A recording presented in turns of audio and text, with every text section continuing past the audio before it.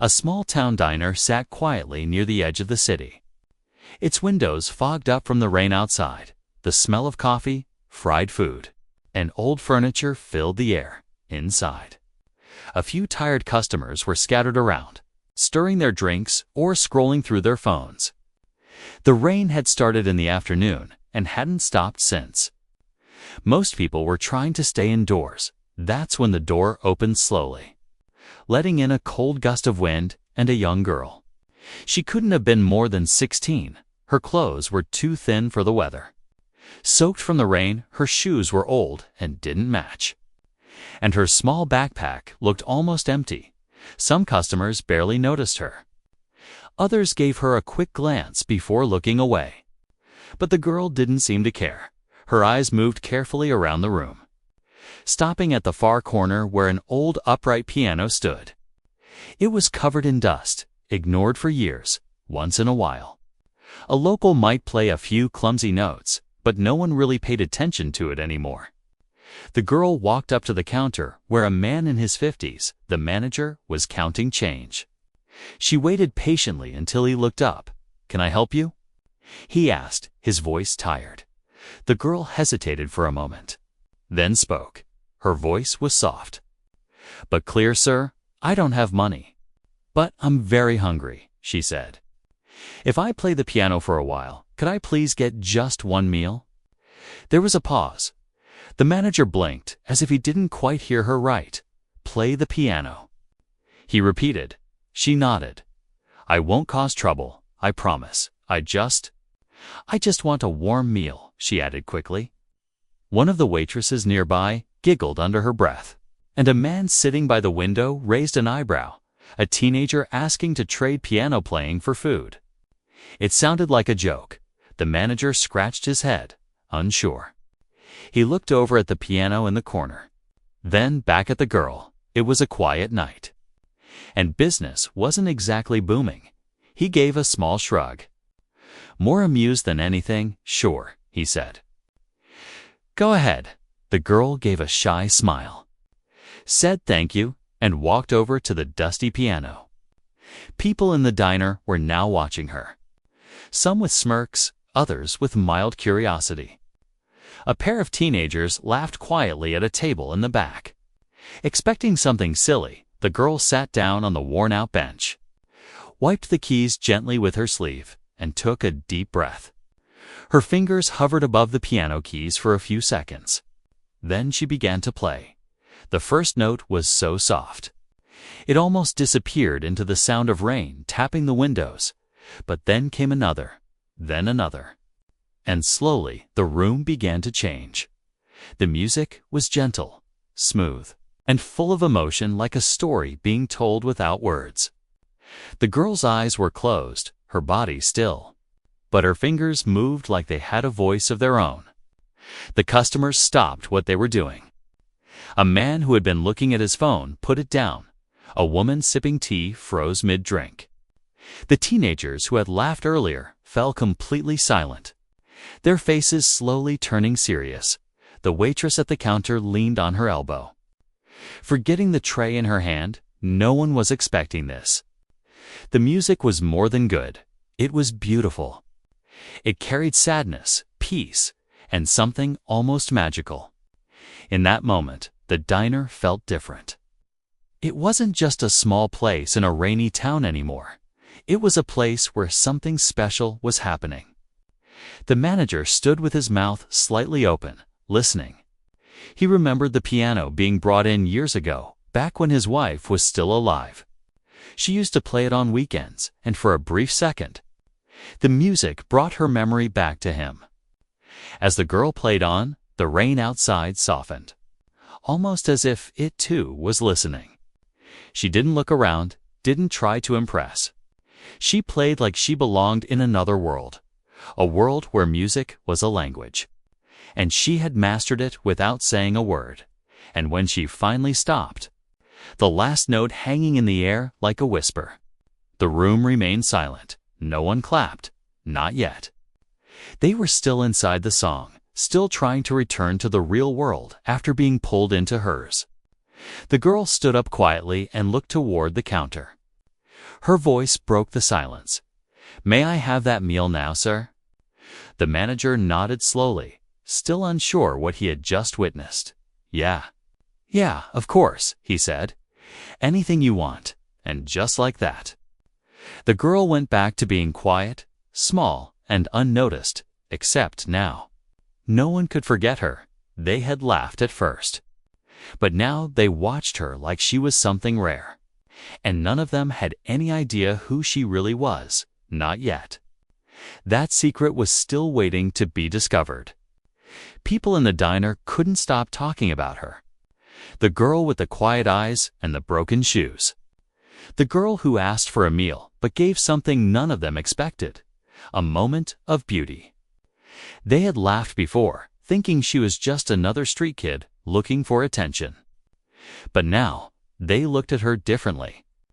She had finished her plate slowly, politely, like someone who hadn't eaten properly in days. She didn't talk much, and when she did, it was soft and careful. Her thank you was real. Her smile, small but warm. The waitress, Dana, walked over and sat beside her, pretending to clean the table. "You play like someone who's been trained all her life," she said. Watching the girl closely, the girl looked up, surprised, and shook her head gently. "I just remember what I heard," she said. "My mother used to play." There it was again. A quiet mystery in her words. No name, no details. Just a hint of something hidden. Dana didn't push. But something about the girl stayed in her heart. After the girl left, slipping back into the rainy night, the diner was left in silence again. But this time, it felt different. People sat quietly, thinking, replaying the music in their minds. The man at the window, Mr. Carter, was a retired music teacher. He couldn't stop thinking about the way she played. It wasn't just talent, it was emotion, control, memory. He had heard that kind of playing before. Long ago, on a stage in a city concert hall. He pulled out an old photo from his wallet, a famous pianist he had admired. She had disappeared years ago after a terrible tragedy. He stared at the photo, then thought of the girl's eyes. Her hands, the way she had said, "My mother used to play." Could it be? Meanwhile, in the kitchen, the cook was telling the others. She played like someone who's lost everything but still has something left to give. One of the teenagers who had laughed earlier now felt guilty. "She looked so young," he said, "but the way she played. It hurt, but in a good way. They didn't even know her name. She hadn't told them, and no one had asked. They had been too busy judging her by her clothes, her hair, her hunger." The photo someone took of her playing was already on social media. It wasn't clear, but it captured the moment. The girl, the old piano. The way everyone had turned to watch her.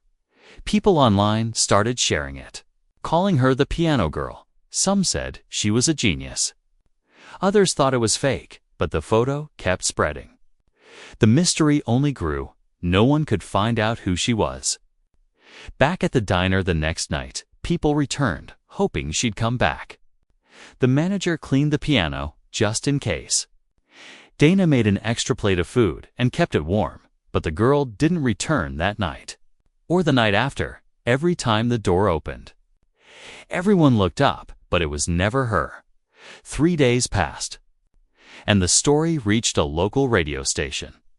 They called the diner and asked about the girl. Dana spoke on air, saying she didn't know her name. She didn't want anything except a meal, she said. She gave us music, and then she left, a few blocks away. The girl was listening to that very broadcast, sitting on a bench near a closed shop. She held her backpack tightly and looked at the sky. She didn't want attention, not like this. She just wanted to feel her mother's songs again, to play them out loud so they wouldn't fade from memory. Her fingers were starting to hurt. She hadn't played in 3 days. But she was afraid now. What if they found out who she really was? The name she carried was heavy. It belonged to a mother who once played in grand halls, who was loved by thousands. But her mother had walked away from all that after something terrible happened. They had lived in hiding, moving from place to place, until her mother grew sick and passed away. Now the girl had no home. No family, only the music her mother left behind. She opened her backpack and pulled out an old notebook. Pages full of music notes and scribbles. Her mother's handwriting was on every page. She ran her fingers over the ink, remembering the songs. The warm hands guiding her small fingers over the keys. That was her real treasure, not money, not fame. The world didn't know her name, and she wanted to keep it that way. But what she didn't know was that the world had already started searching. They remembered her music, even if they didn't know her story, and sometimes. Music travels faster than secrets. Someone, somewhere, was going to find the truth. And everything was about to change. The night was quiet again, just like before, but this time the diner was full. People weren't just there for food. They were waiting, hoping.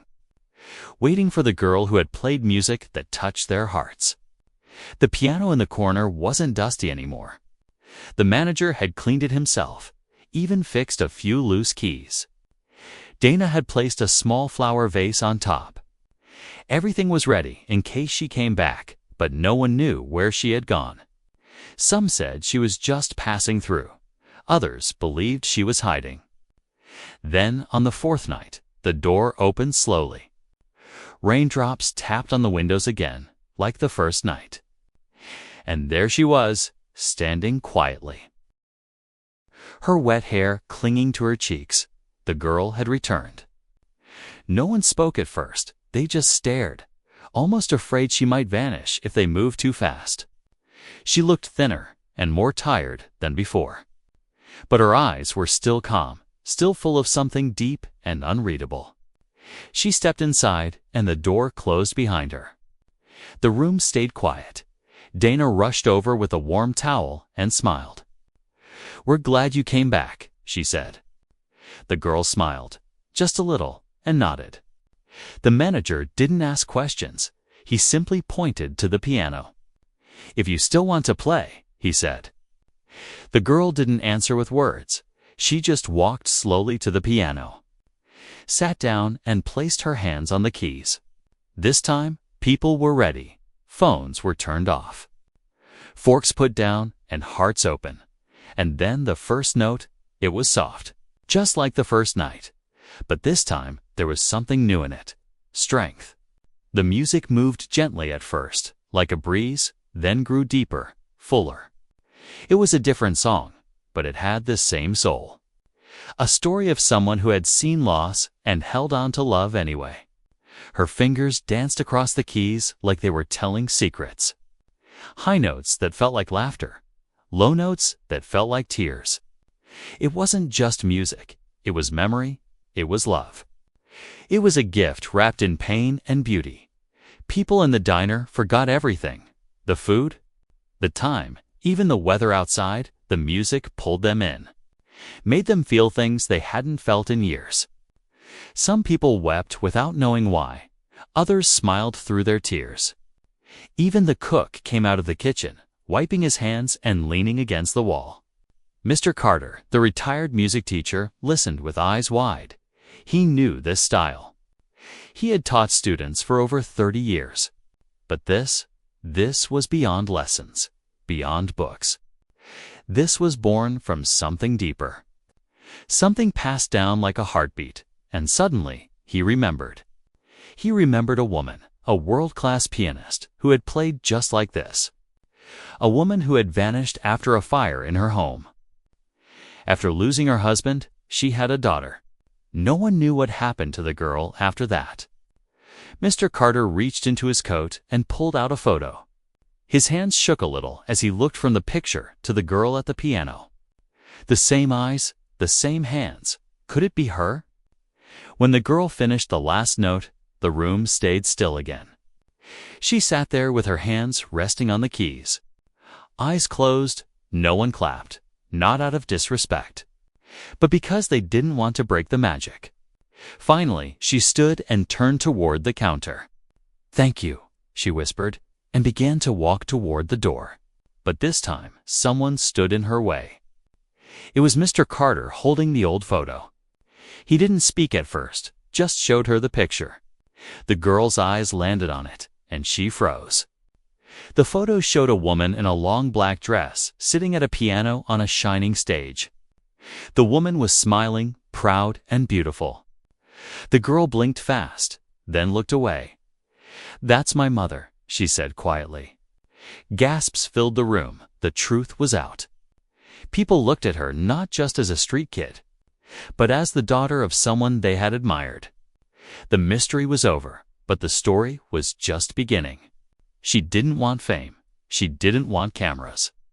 All she wanted was to play, and to eat, and to keep her mother's music alive. But now the world would come searching. Now her secret was no longer hers alone. The people in the diner stood in silence, not out of shock, but out of respect. Because they realized something: greatness doesn't always arrive in a fancy car or a perfect dress. Sometimes it walks in with wet shoes and asks for just a meal. After that night, nothing was the same at the diner. The girl's music had changed the place.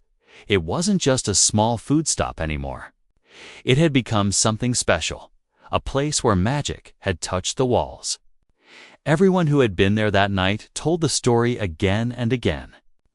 They talked about the girl, the music, the photo, and the way she had said, "That's my mother," like it was a secret she had held in her heart for years.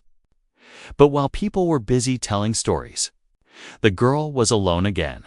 She didn't stay at the diner. After playing, she had left quietly, disappearing into the night like a ghost. She didn't want the attention, the questions, or the crowd. She just wanted to remember her mother in her own way, through music. Not interviews. The next day, reporters showed up at the diner. They had heard about the girl and the performance. Photos were shared online, videos too, blurry but powerful. People called her the mystery pianist. They asked the manager if he knew her name. He shook his head. "She just asked for a meal," he said, "and gave us something none of us will forget, Dana." The waitress told them only what mattered. She was kind, respectful. "Quiet," she said, and when she played. We all felt something, but none of them gave away too much. They didn't want to betray the trust of the girl. Meanwhile, the girl found shelter in an old church not far from the city. The priest there had seen her sitting outside in the cold and invited her in. He didn't ask questions either. He gave her a warm blanket, a bowl of soup, and a place to sleep. There was an old piano in the back of the church. And when she saw it, her eyes lit up. "Can I play it?" She asked. "Of course." The priest smiled. Anytime, that night, she played again. But it wasn't like the diner performance. This time, it was for herself. Slow, soft, full of pain and comfort. She missed her mother deeply. She missed the little things: her voice, her touch, the way she would hum while cooking. The music helped her feel close to her again.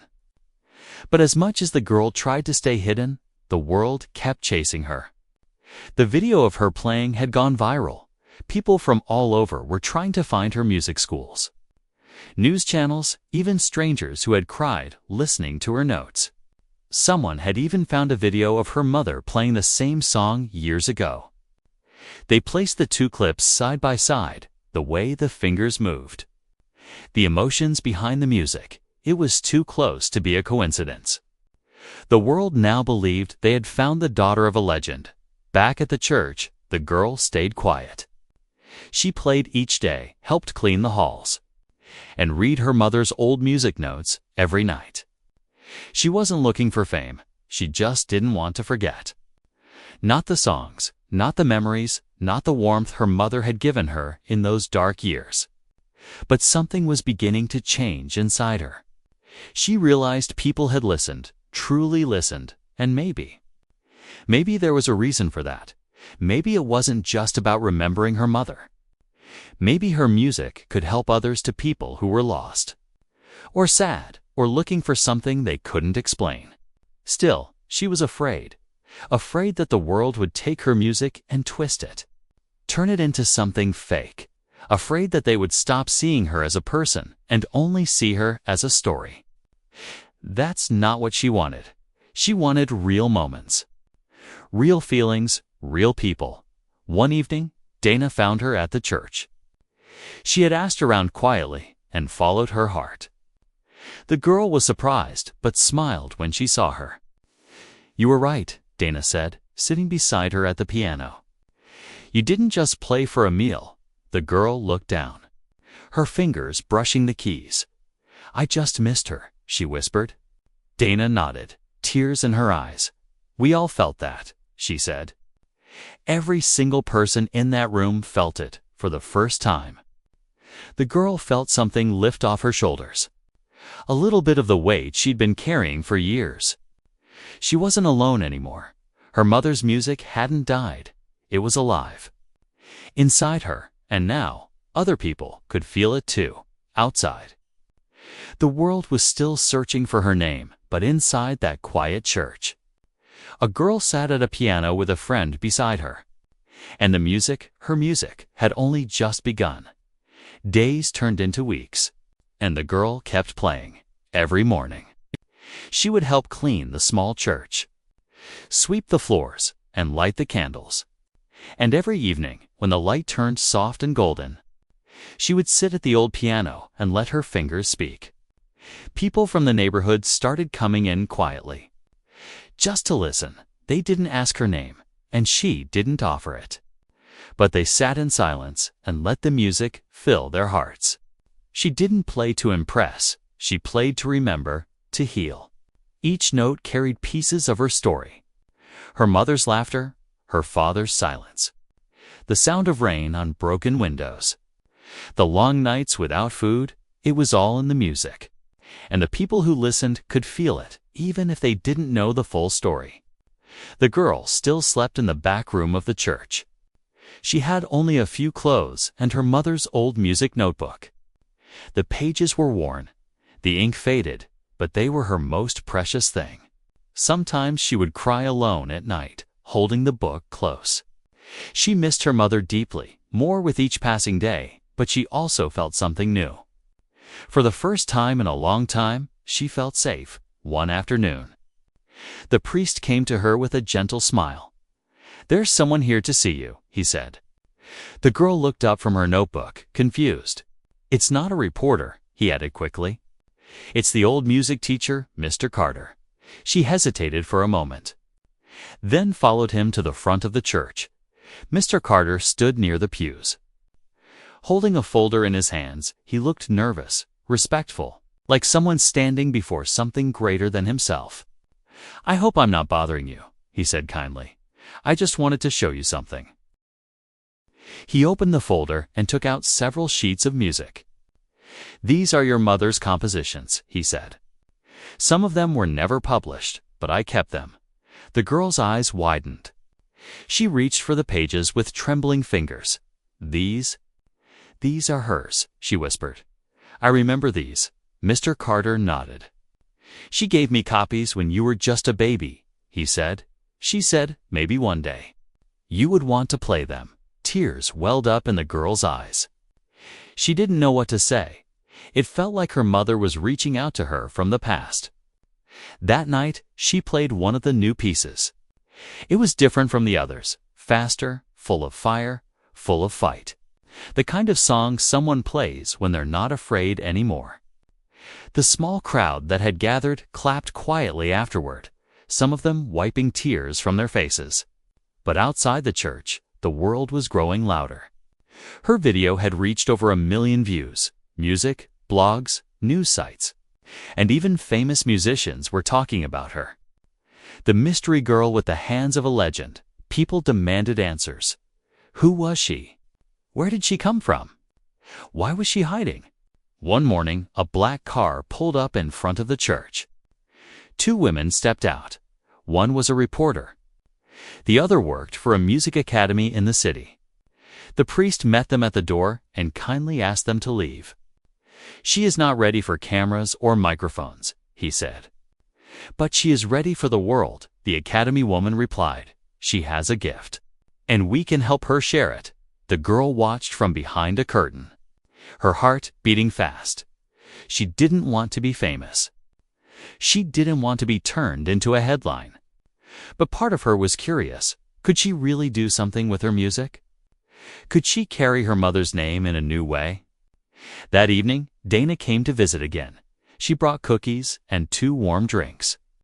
They sat on the floor near the piano, legs crossed like children. "You've changed this place," Dana said, smiling.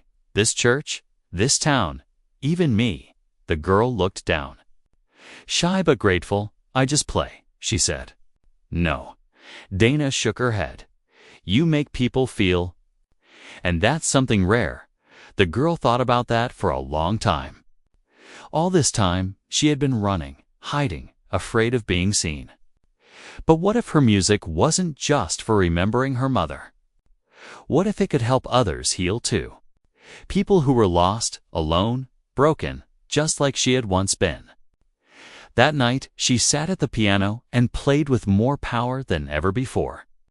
Her fingers flew, her heart wide open. She wasn't just the girl playing for a meal anymore. She was something more. A voice. A bridge between pain and hope, between memory and future. The journey ahead was still unknown. But one thing was clear. She wasn't walking alone anymore. And her mother's music was no longer a quiet secret. It was alive, and it was calling others to listen. The days started feeling heavy again. The peace the girl had found inside the church was slowly slipping away. Every time she stepped outside, more people stared at her. Some with admiration, some with curiosity, and some with cameras. She would hear whispers, "That's her. She's the one from the video. She's the daughter of that famous pianist." She didn't like it. She missed the quiet. She missed the days when no one knew her name. When she could play just for the music, not for the world. One morning, she woke up to find reporters waiting outside the church. They had cameras, microphones, and questions she didn't want to answer. How does it feel to be a musical prodigy? Do you plan to perform on stage like your mother? What's your real name? Where have you been hiding all these years? The priest gently asked them to leave, but they didn't listen. They stayed parked outside in their cars, watching, waiting, even inside the church. She didn't feel safe anymore that night. She didn't play. She just sat by the piano with her hands on her knees, staring at the black and white keys. The silence felt louder than anything she had ever played. She couldn't focus. The music didn't feel the same. "I didn't ask for any of this," she whispered to herself. "I just wanted to remember her." Dana came by later that evening and found her sitting alone in the dark. She brought tea and a warm blanket, but the girl barely moved. "They won't stop following me," the girl said, her voice low and tired. Dana placed the tea on the floor and sat beside her. "You have something the world isn't used to," she said. "You feel deeply, and you make others feel too." The girl shook her head. "I never wanted to be famous," she said. "I just wanted to keep her music alive." Dana stayed silent for a moment, then spoke softly. "You have every right to protect yourself," she said. "But maybe this is part of your journey to learning how to carry your gift." Even when the world watches, the girl didn't reply. She didn't know what to think anymore. The next day, a letter arrived at the church. It was from a top music conservatory in another country. They had seen her video and were offering her a full scholarship. A place to study, grow, and perform. It was a dream offer for any young musician. But for her, it felt like pressure, not freedom. She stared at the letter for hours. Everyone expected her to say yes. It was the kind of opportunity that could change her whole life. But the question burning in her heart was different. Was this really what she wanted? The priest told her gently, "Sometimes we are given big choices not to make others happy, but to discover what's truly in our hearts." She thought about it for many nights. She played alone, with no one around, trying to hear her mother's voice in the music again. But even the songs that once brought her comfort now felt distant.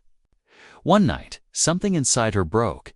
She sat at the piano, playing a soft piece her mother used to love. But halfway through, she stopped. Her hands began to shake, and tears spilled down her face.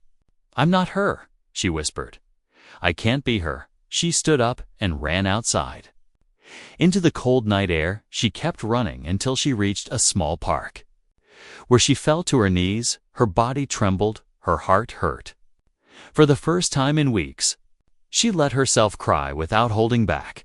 She cried for her mother, for the home she lost, for the years of hiding, and for the weight of a legacy she didn't ask for. She didn't know how long she stayed there. But after a while, she felt a gentle hand on her shoulder. It was Mr. Carter, the old music teacher. "I've been looking for you," he said softly. "I saw you run from the church." He sat beside her in silence. Letting her breathe, after some time, he spoke. "Your mother was one of the greatest musicians I ever heard," he said. "But she wasn't great because of fame. She was great because she played with truth." The girl looked at him. Her eyes read. "I don't know who I am without her," she said. "I don't even know if I'm strong enough to carry her name." Mr. Carter smiled gently. "Maybe you don't have to carry her name," he said. "Maybe it's time to carry your own." Those words stayed with her. Deep in her heart, something shifted. She didn't need to become her mother. She needed to become herself. The world might never stop watching, but now, maybe she could learn to keep her music honest, no matter who listened. The next morning, the sun came up slowly, covering the city in a soft golden light. The girl woke up early, her eyes still tired, but her heart a little lighter. The words Mr. Carter had said the night before stayed in her mind. Maybe it's time to carry your own name. She didn't fully know what that meant yet, but it gave her a small kind of courage. At the church, everything was quiet. The priest greeted her with a warm smile and a hot cup of tea. Dana was already cleaning tables, humming softly. The reporters were gone for now, maybe tired of waiting, maybe looking for a bigger story. The girl was thankful for the silence. She sat at the piano and placed her hands on the keys. But this time, she didn't play one of her mother's songs. She closed her eyes and let her fingers move freely, not to copy, not to impress, just to express. The notes came slowly at first, like pieces of a dream. Then they grew stronger, clearer.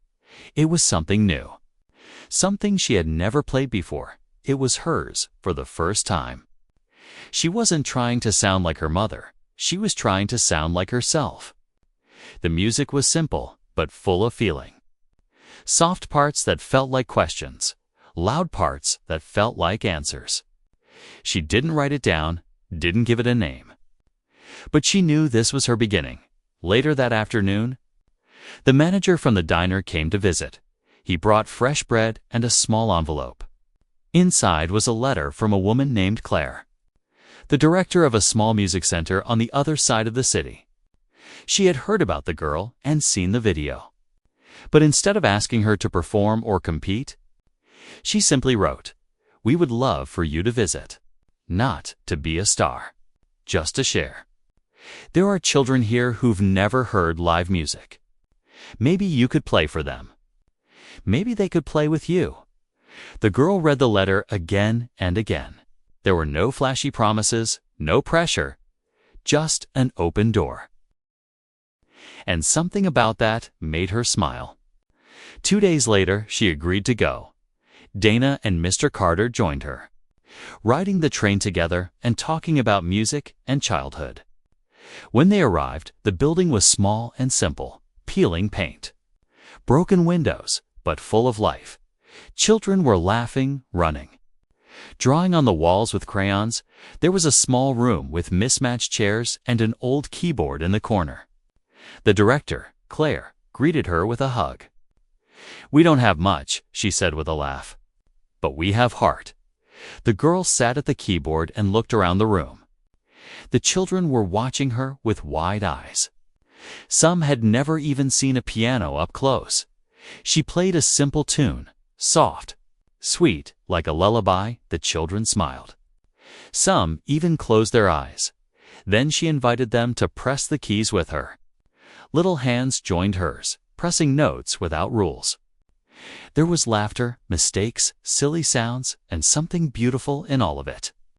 Over the next few hours, she told them about her mother. Not the famous concerts, not the sad ending. Just the happy things, how she used to sing while cooking. How she made music feel like home. The children listened closely. Some even hugging her by the end. She didn't feel like a mystery anymore. She felt like someone who had found a place. Claire offered her a chance to return every week. No stage, no spotlight, just her. The piano and children who needed music. She said yes, without hesitation, back at the church that night. She sat by the piano and opened her mother's notebook. She flipped to a blank page and wrote her own notes for the first time. Not just the music, but her feelings, her thoughts, her story. It wasn't about becoming her mother anymore. It was about honoring her and finding her own path. The world still knew her as the mystery pianist. People still searched for her real name.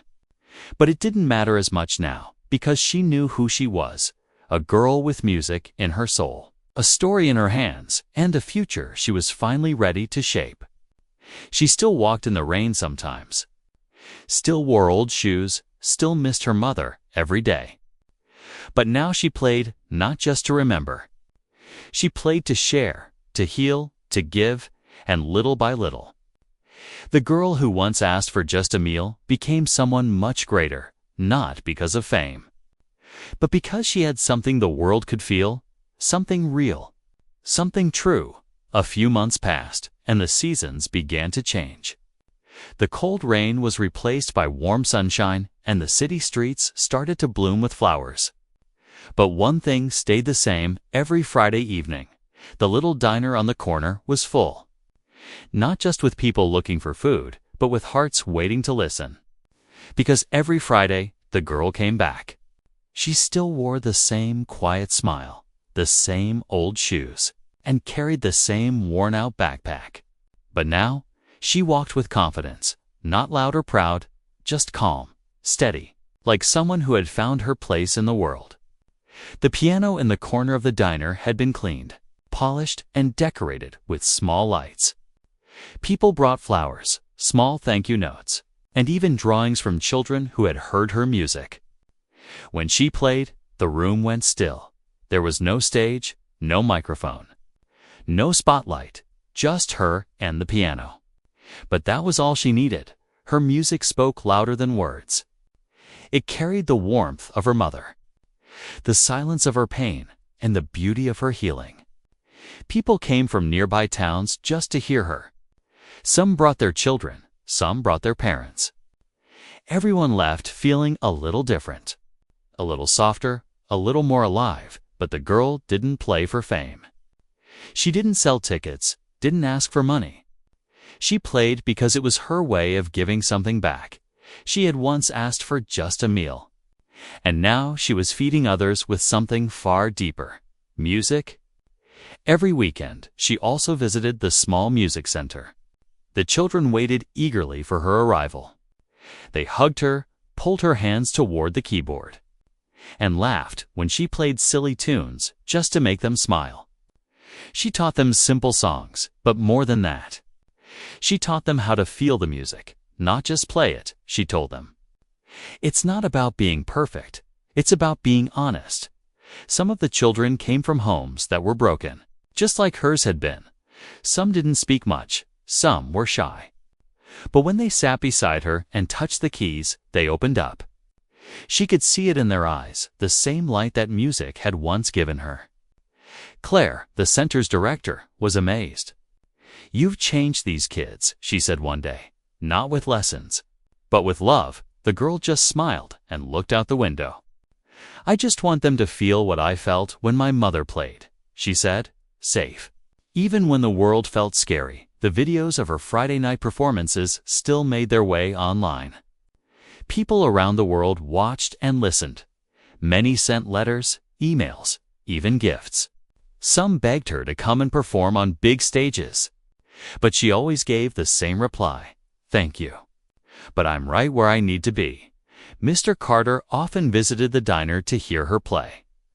He watched with pride, knowing that she had taken a different path, one that was quieter but more powerful. "You've created your own legacy," he told her one night. "Not by following your mother's footsteps, but by walking your own." The girl kept the notebook close. Her mother's music still lived on its pages, but now, new pages had been filled with her own songs, her own words. She had become a bridge between past and future, carrying both grief and hope in her heart. One evening, after playing a soft, emotional piece, she looked up and saw something she never expected: an old woman sitting near the back, holding a hand to her chest, tears in her eyes. The woman stood slowly and walked to the piano. She placed a small photo on top. It was of her and the girl's mother.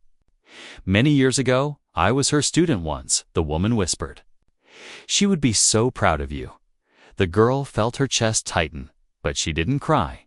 She simply nodded, placed her hand on the photo, and whispered, "Thank you." That night, as the diner lights dimmed and the chairs were stacked, the girl sat alone at the piano. She looked around at the empty plates, the flowers, the thank you cards, and then she looked at her hands. The same hands that had once trembled with fear, now steady and full of peace. She played one last song, just for herself. No one else was there to hear it, but it didn't matter. She played for the little girl she used to be, the one who was hungry. Lost and carrying a secret, she played for her mother, who had given her the gift of music, even in silence, and she played for everyone who ever felt like they had no voice. Because now she knew the truth. She had never needed a stage, or fame, or a perfect life.